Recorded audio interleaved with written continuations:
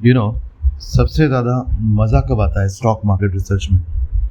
जब रिसर्च करते करते आपको कोई ऐसा बिजनेस मिल जाता है जहां बिजनेस और वैल्यूएशन के बीच एक बड़ा डिस्कनेक्ट दिखता है। एक तरफ कंपनी कंटिन्यूसली इम्प्रूव हो रही होती है और दूसरी तरफ मार्केट उसको इग्नोर कर रहा होता है। इन्वेस्टिंग के लैंग्वेज में इसे कहते हैं वैल्यूएशन असिमेट्री। और ऑनेस्टली काफ़ी टाइम बाद मुझे किसी कंपनी पर रिसर्च करते हुए इतना मज़ा आया। मैं जेन्युइनली एंजॉय कर रहा था इस बिज़नेस को डिकोड करना। और मुझे पूरा कॉन्फिडेंस है, अगर आपको बिज़नेस समझना पसंद है तो वीडियो के एंड तक आप भी इस जर्नी को उतना ही एंजॉय करोगे। क्योंकि आज हम सिर्फ एक स्टॉक एनालाइज नहीं करेंगे, हम डिकोड करेंगे एक पूरी बिजनेस स्टोरी। और वीडियो के एंड में मैनेजमेंट की खुद के गाइडेंस के बेसिस पर हम वैल्यूएशन का मैच भी करेंगे और देखते हैं क्या सच में ये एक असिमेट्रिक अपॉर्चुनिटी है या फिर मार्केट ऑलरेडी सही प्राइस लगा चुका है। तो चलिए शुरू करते हैं। Virtual Galaxy infotech limited. सोचो एक कंपनी जिसका प्रॉफिट एक साल में लगभग 3 गुना हो गया, operating margin around 46%, PAT margin around 25%, लगभग 42% रिकरिंग सास revenue, AI products, international expansion, cyber security, और फिर भी मार्केट उस कंपनी को सिर्फ 7 से 8 पी दे रहा है। अब या तो मार्केट को कुछ पता है जो हमें नहीं पता, या फिर मार्केट एक बहुत बड़ी अपॉर्चुनिटी को इग्नोर कर रहा है। और इसी सवाल का जवाब ढूंढने के लिए आज हम इस कंपनी को लेयर बाय लेयर डिकोड करेंगे। सबसे पहले ये समझना बहुत ज़रूरी है कंपनी करती क्या है, क्योंकि अगर बिजनेस ही समझ नहीं आया तो बैलेंस शीट देखने का कोई फ़ायदा नहीं। और बिलीव मी, वर्चुअल गैलेक्सी कोई नॉर्मल आईटी सर्विसेज कंपनी नहीं है। ये इन्फोसिस या टीसीएस की तरह मैन पावर आज सेल नहीं करती। ये एक प्रोडक्ट कंपनी है और इन्वेस्टिंग की दुनिया में जनरली प्रोडक्ट कंपनीज को हायर क्वालिटी बिजनेसेस माना जाता है। अब देखते हैं क्यों। कंपनी का फ्लैगशिप प्रोडक्ट है ई बैंकर कोर बैंकिंग सॉल्यूशन। अब सिंपल लैंग्वेज में समझते हैं। अगर कल आप एक बैंक के ओनर हो और आपके बैंक के savings account, current account, loans, fixed deposits, internet banking, mobile banking, UPI, branches, सब कुछ एक ही सॉफ्टवेयर पर चल रहा हो, तो क्या आप अगले मंडे किसी दूसरी कंपनी का सॉफ्टवेयर इंस्टॉल कर दोगे? बिल्कुल नहीं। क्यों? क्योंकि लाखों कस्टमर्स का रिकॉर्ड माइग्रेट करना बहुत रिस्की है। अगर माइग्रेशन में कोई प्रॉब्लम आ गई तो सिर्फ सॉफ्टवेयर नहीं रुकता, पूरा बैंक रुक सकता है। इसी वजह से बैंकिंग सॉफ्टवेयर बिजनेस में एक बहुत पावरफुल मोड होता है, हाई स्विचिंग कॉस्ट। एक बार कस्टमर आ गया तो उसके जाने के चांसेस बहुत कम होते हैं। इसीलिए मैनेजमेंट के अकॉर्डिंग कंपनी के कस्टमर कॉन्ट्रैक्ट्स जनरली 5 से 7 साल के होते हैं और चर्न रेशियो 2% से भी कम है। और मुझे यही चीज़ सबसे इंटरेस्टिंग लगी, क्योंकि किसी भी सास बिजनेस की असली स्ट्रेंथ सिर्फ नए कस्टमर्स लाना नहीं होता। असली स्ट्रेंथ होती है पुराने कस्टमर्स को सालों तक साथ रखना। और यहाँ कंपनी वो काम करती हुई दिख रही है। और अब एक और चीज़ नोटिस करिए, कंपनी का लगभग 42% रेवेन्यू रिकरिंग नेचर का है। इसका मतलब हर साल नए कस्टमर्स ढूंढने की ज़रूरत नहीं है। पुराने कस्टमर्स भी मेंटेनेंस, एएमसी, सास subscription, support, software upgrades, new modules और एडिशनल सॉल्यूशंस के लिए कंपनी को कंटिन्यूसली पेमेंट करते रहते हैं। मैं इसको एक सिंपल एग्जांपल से समझाता हूँ। नेटफ्लिक्स ने अगर एक बार आपसे सब्सक्रिप्शन ले लिया तो हर महीने पैसा ऑटोमेटिकली आता रहता है। वैसे ही जब एक बैंक वर्चुअल गैलेक्सी का सॉफ्टवेयर अडॉप्ट कर लेता है तो रिलेशनशिप सिर्फ सॉफ्टवेयर बेचने तक लिमिटेड नहीं रहता। उसके बाद maintenance, annual support, AI upgrades, payment solution, cyber security, cross selling, ये सब नए रेवेन्यू अपॉर्चुनिटीज़ बन जाते हैं। और इसी वजह से मैनेजमेंट बार बार कहती है कि वो खुद को सिर्फ सॉफ्टवेयर कंपनी नहीं बल्कि एक प्लेटफॉर्म कंपनी के रूप में देखते हैं। अब तक बिजनेस काफ़ी इंटरेस्टिंग लग रहा है। Strong product, sticky customers, recurring revenue, high switching cost. लेकिन इन्वेस्टिंग में सिर्फ अच्छा बिजनेस होना ही काफ़ी नहीं होता है। असली सवाल ये है, क्या ये बिजनेस अगले 3 सालों में मैनेजमेंट के हिसाब से अग्रेसिवली ग्रो भी कर सकता है? मैनेजमेंट का जवाब है हाँ। और उसके पीछे सिर्फ एक नहीं, 4 बड़े ग्रोथ इंजन्स हैं। और ऑनेस्टली उनमें से एक अपॉर्चुनिटी अकेली ही कंपनी के डायरेक्शन बदल सकती है। चलिए देखते हैं। अब आते हैं उनके ग्रोथ इंजन्स पर, जिनकी वजह से मैनेजमेंट इतना कॉन्फिडेंट दिखाई देता है। और ऑनेस्टली मुझे लगा था शायद 1 या 2 ग्रोथ ड्राइवर्स होंगे, लेकिन अर्निंग्स कॉल सुनने के बाद पता चला कंपनी एक साथ मल्टीपल अपॉर्चुनिटीज़ पर काम कर रही है। सबसे पहला ग्रोथ इंजन आरबीआई। जी हाँ, कभी कभी रेगुलेशन भी एक बहुत बड़ा बिजनेस अपॉर्चुनिटी बन जाता है। आरबीआई ने पिछले कुछ सालों में स्केल बेस्ड रेगुलेशन इंट्रोड्यूस किया। सिंपल लैंग्वेज में जैसे जैसे एनबीएफसीज बड़े होते जाते हैं उन्हें अपने टेक्नोलॉजी स्टैंडर्ड्स भी इम्प्रूव करने पड़ते हैं, और मैनेजमेंट के अकॉर्डिंग इंडिया में लगभग 350 मिडिल और अपर लेयर एनबीएफसीज इस अपॉर्चुनिटी का हिस्सा है। अब सोचिए, virtual Galaxy already core banking software provide करती है। अगर इनमें से सिर्फ कुछ इंस्टीट्यूशंस भी कस्टमर बन जाते हैं तो कंपनी के लिए एक कंप्लीटली नया एड्रेसेबल मार्केट ओपन हो सकता है, और मैनेजमेंट ने क्लियरली बोला है कि वो एक्टिवली इस सेगमेंट में अपॉर्चुनिटीज़ परस्यू कर रहे हैं। अब दूसरा ग्रोथ इंजन, इंटरनेशनल एक्सपेंशन। अक्सर माइक्रो कैप कंपनीज की कहानी इंडिया तक ही लिमिटेड होती है, लेकिन यहाँ स्टोरी थोड़ी अलग है। वर्चुअल गैलेक्सी ऑलरेडी अफ्रीका में काम कर रही है। Botswana, Malawi, world bank supported projects, और मैनेजमेंट का टारगेट है एक्सपोर्ट्स का कंट्रीब्यूशन रफली 6% से बढ़कर 20 से 25% तक ले जाना। और इंटरनेशनल बिजनेस का एक और फ़ायदा होता है, रेवेन्यू डाइवर्सिफाई होता है। एक कंट्री स्लो डाउन करे तो दूसरी ग्रोथ सपोर्ट कर सकती है, और अगर इंटरनेशनल एग्जीक्यूशन सक्सेसफुल रहा तो मार्केट जनरली ऐसे बिजनेस को एक अलग नज़रिए से देखना शुरू करता है। अब तीसरा ग्रोथ इंजन, आर्टिफिशियल इंटेलिजेंस।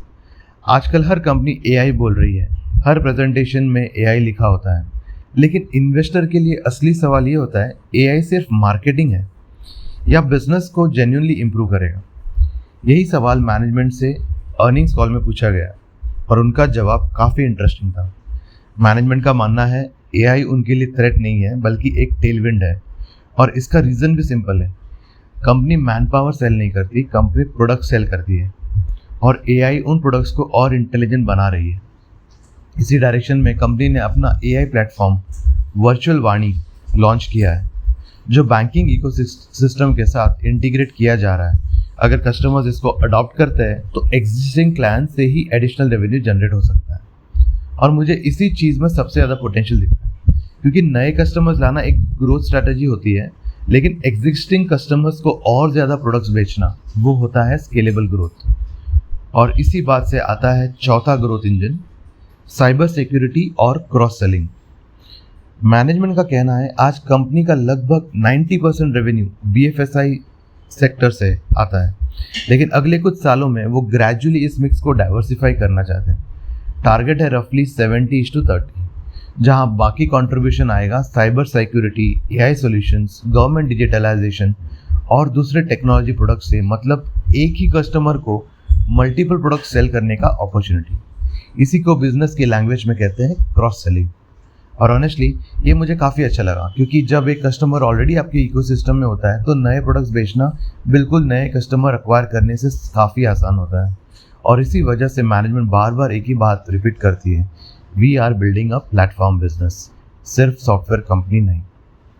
अब तक की स्टोरी काफ़ी इम्प्रेसिव लग रही है। Strong product, recurring revenue, high switching cost, AI, Africa, cyber security, multiple growth engines.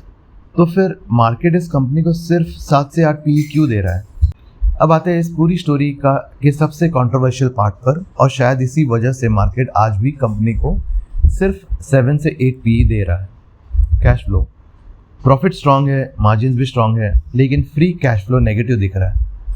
अब नॉर्मली नेगेटिव कैश फ्लो देखते ही इन्वेस्टर्स डर जाते हैं, और ऑनेस्टली ये कंसर्न बिल्कुल वैलिड है, लेकिन मैनेजमेंट ने अर्निंग्स कॉल में इसका काफ़ी डिटेल एक्सप्लेनेशन दिया। उनके अकॉर्डिंग ये पैसा बिजनेस में जल नहीं रहा बल्कि बिजनेस में लग रहा है।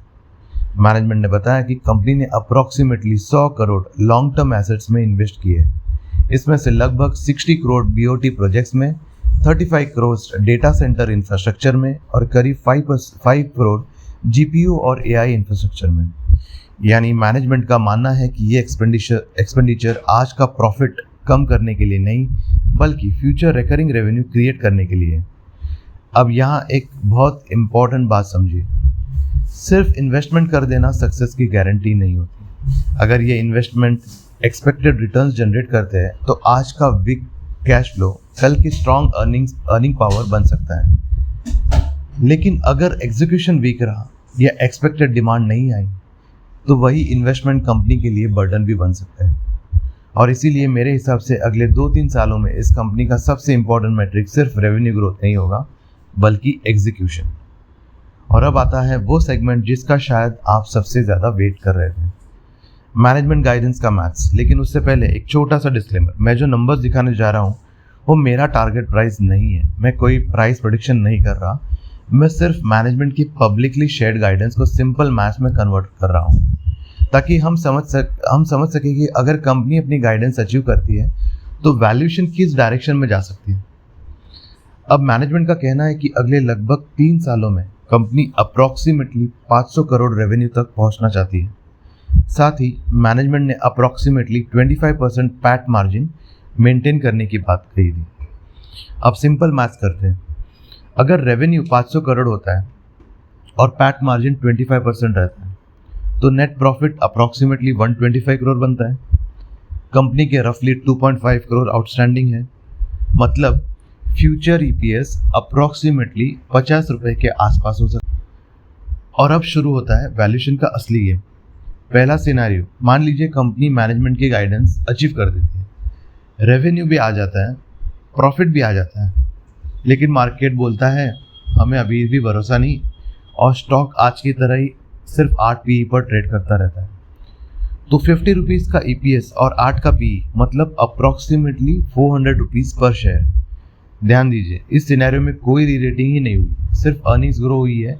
अब दूसरा सिनेरियो देखते हैं, मान लीजिए कंपनी एआई सक्सेसफुली स्केल कर देती है, अफ्रीका बिजनेस ग्रो करता है, साइबर सिक्योरिटी कंट्रीब्यूट करना शुरू कर देता है, रिकरिंग सास और स्ट्रांग हो जाता है और मार्केट कंपनी को सिर्फ 15 पी देना शुरू करता है। मैं 25 या 30 पी की बात भी नहीं कर रहा, सिर्फ 15 पी। तो 50 का ईपीएस मल्टीप्लाई बाय 15 मतलब अप्रॉक्सीमेटली 750 पर शेयर। एक बार फिर याद रखिए, ये प्रेडिक्शन नहीं है, ये टारगेट प्राइस नहीं है, ये सिर्फ मैनेजमेंट की गाइडेंस के बेसिस पर एक इलस्ट्रेटिव वैल्यूएशन एक्सरसाइज है।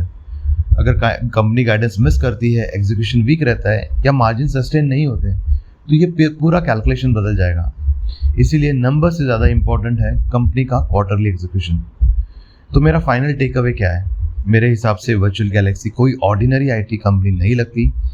यह एक प्रोडक्ट लेड सास बिजनेस है, इसके पास स्टिकी कस्टमर्स है, रिकरिंग रेवेन्यू है, हाई स्विचिंग कॉस्ट है, एआई इंटीग्रेशन है, इंटरनेशनल एक्सपेंशन है, साइबर सिक्योरिटी का अपॉर्चुनिटी है और मैनेजमेंट ने अगले कुछ सालों के लिए अग्रेसिव ग्रोथ रोड मैप भी दिया है।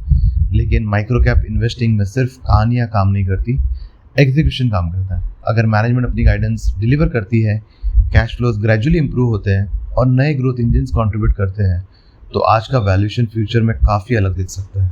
लेकिन अगर एग्जीक्यूशन डिसअपॉइंट करता है, कैश फ्लो इंप्रूव नहीं होता या नए वर्टिकल्स एक्सपेक्टेड ग्रोथ नहीं देते तो लो वैल्यूएशन जस्टिफाइड भी रह सकती है। इसीलिए मेरी नज़र में ये ना तो ब्लाइंडली बाय करने वाला स्टॉक है और ना ही बिना रिसर्च रिजेक्ट कर देने वाला।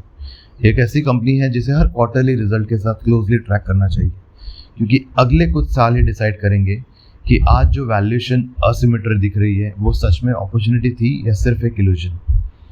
अगर आपको ऐसे डीप रिसर्च वीडियोस पसंद आते हैं जहां हम सिर्फ स्टॉक नहीं पूरा बिजनेस डिकोड करते हैं तो वीडियो को लाइक ज़रूर करिए। अगर चैनल पर नए हैं तो मार्केट मूव्स टुडे को सब्सक्राइब करिए और बेल आइकन ज़रूर दबाइए ताकि ऐसी डिटेल्ड रिसर्च वीडियोस आपसे मिस ना हो। और जाने से पहले कमेंट सेक्शन में सिर्फ एक शब्द लिखिए, जेम या ट्रैप। मैं हर कमेंट पढ़ता हूं और आपकी रीजनिंग जानने के लिए जेन्युइनली एक्साइटेड रहूँगा। मैं मिलता हूं आपसे अगली डीप डाइव रिसर्च के साथ। जय हिंद।